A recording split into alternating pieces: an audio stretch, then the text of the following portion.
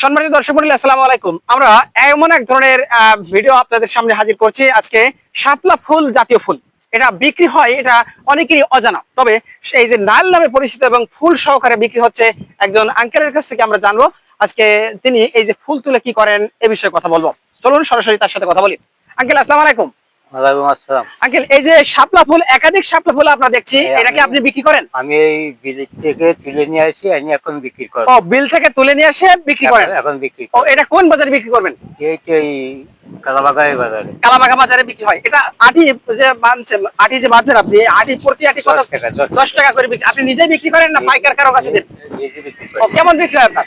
ও ভালো বেচা কিনা হয়। ভালো বেচা কিনা হয়। একদিনে কত আটি তুলতে পারেন? ও বেশি তোলা যায় না, মানে জড়াই যাচ্ছে। জড়াই জাতি হয়, অতিরিক্ত লম্বা থাকার কারণে জড়াই যান। জড়াইছে যে এইবারই। ও, আপনার নাম? আমার নাম হোসেন আলী। হোসেন আলী। আপনার কি জীবিকা নির্বাহ হচ্ছে এটাই? না, আমার তো খুব বেশি হয় না। আর এই যে ছিপ দেখছি আমরা, এই যে মাছ মারতে গেছিলাম, মাছ পাইনি। ও আচ্ছা আচ্ছা, এক ঢিলে দুই পাখি। মাছ মারতে গিয়েছেন, মাছ পাননি, তাহলে কি হয়েছে? কিন্তু শাপলা ফুল তুলে আনে বিক্রি করতে পারছেন। অসংখ্য ধন্যবাদ। আসলে জীবিকা নির্বাহের তাগিদে দেখেন একজন আঙ্কেল কত সুন্দর পরিশ্রম করে এই যে শাপলা ফুল বিক্রি করছেন। ধন্যবাদ সবাইকে সাথে থাকার জন্য। আসসালামু আলাইকুম। পরবর্তী অংশে আবার যুক্ত হবো ইনশাআল্লাহ। আল্লাহ হাফেজ।